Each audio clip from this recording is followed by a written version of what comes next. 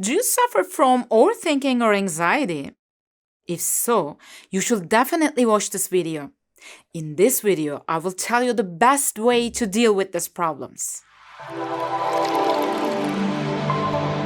Most of us have thousands of thoughts in our minds at any given moment. Will I be able to pay my bills? Will I be able to meet my job targets?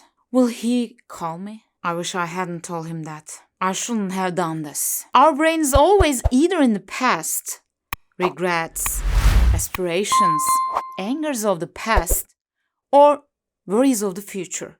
So we are not in the present moment. What does it mean to be in the present moment? Being in the present moment means that we are aware and mindful of what is happening at this very moment. It means being here with all my senses. It means not having any thoughts of the future or the past in my mind. Let me give an example of the mind that is in the present moment and that is not. Let's consider a woman called Mary. Mary is going for a walk.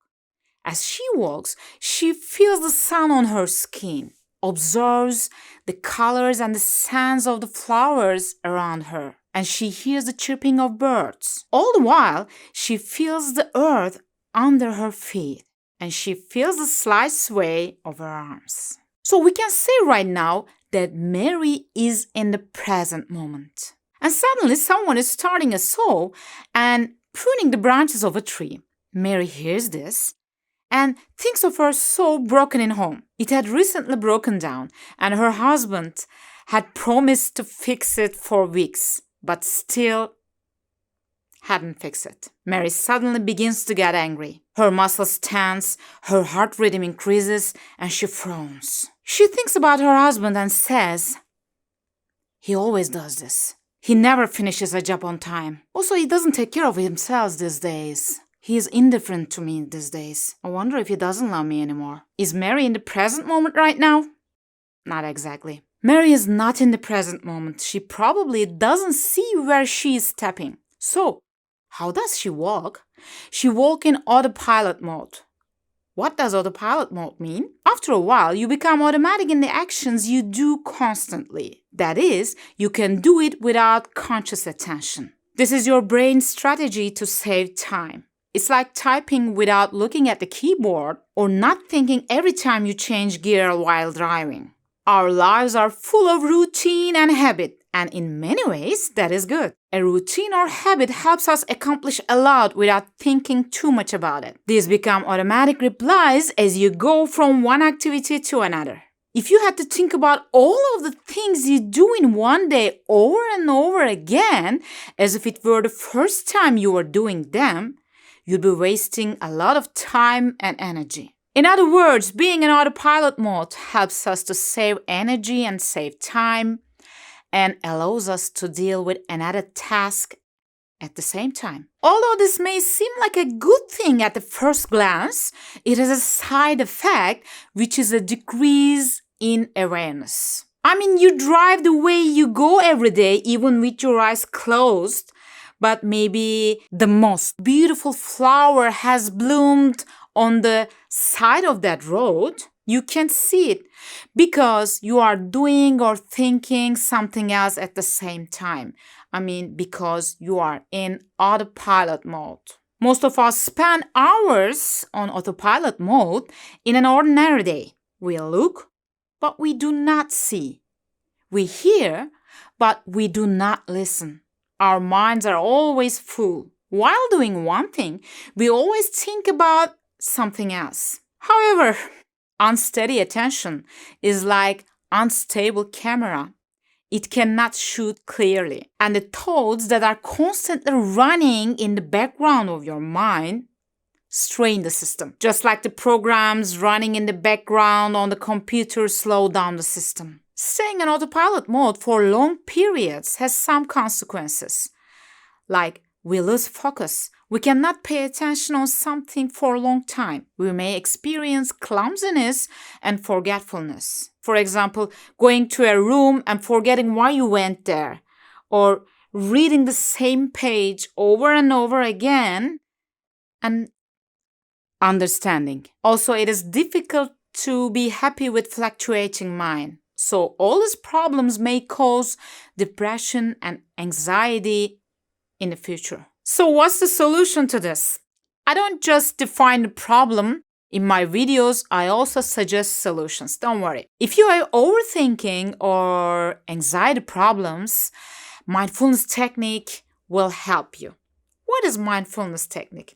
It's an ancient Buddhist technique that will help you focus your distracted attention on the present moment again, get out of autopilot mode, and stop overthinking. Numerous scientific studies are showing that mindfulness technique is good for our mental and physical health. As someone who works hard and has to do more than one job at the same time, I also applied this technique and I benefited a lot. So I strongly recommend it. Mindfulness says, in a nutshell, give your attention to the present moment in any given moment. Observe your situation as if you were an outsider. Be aware of your feelings, your thoughts, your sensations, even if they are painful or worrisome.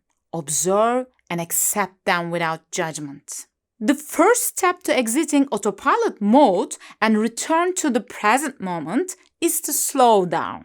You cannot enjoy the view when you are in a speeding car. We begin to notice when we slow down. In one study, depressed participants were told to choose one of their daily routine activities that they usually do quickly in a rapid fashion and asked to do that activity more slowly throughout the experiment. For example, you choose an ordinary activity like brushing your teeth, walking to subway, or eating.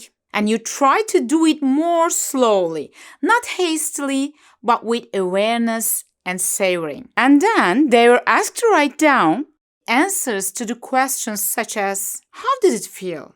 How it felt compared to when they rushed through it. At the end of the study, an increase at the level of happiness and the decrease in the level of depression were observed.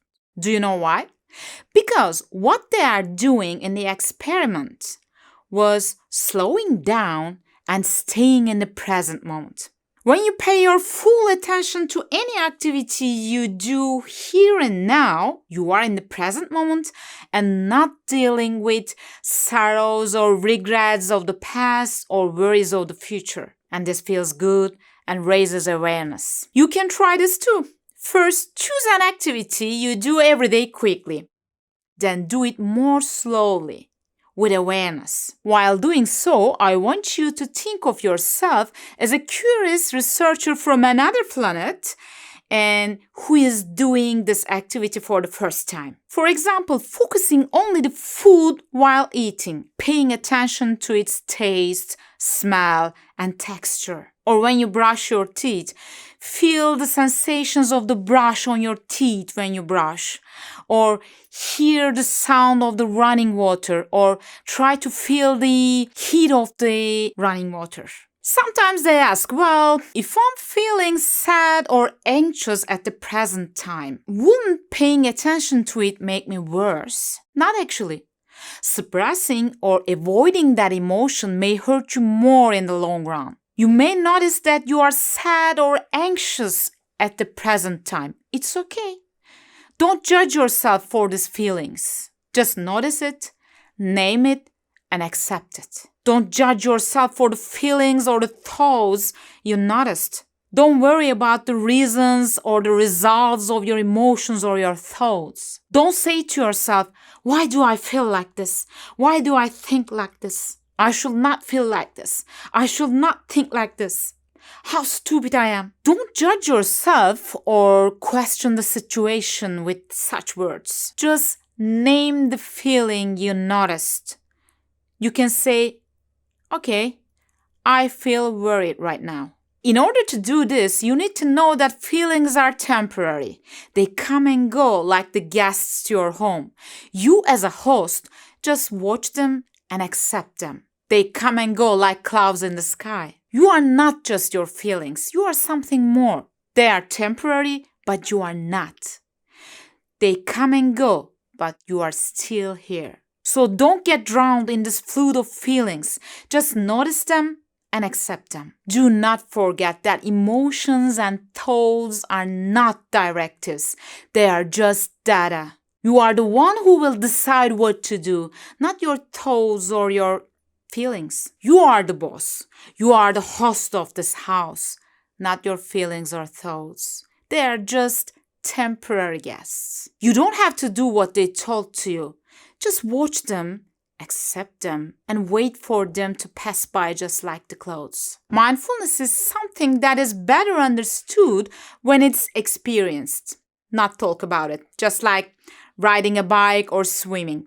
No matter how much I tell you, you will succeed it when you do it. So after this video, I recommend you to watch my other video about 10 minutes mindfulness exercise. Go there, watch this, and experience 10 minutes mindfulness exercise. You will understand what I mean. If you're interested in psychology and personal development, please do not forget to subscribe my channel.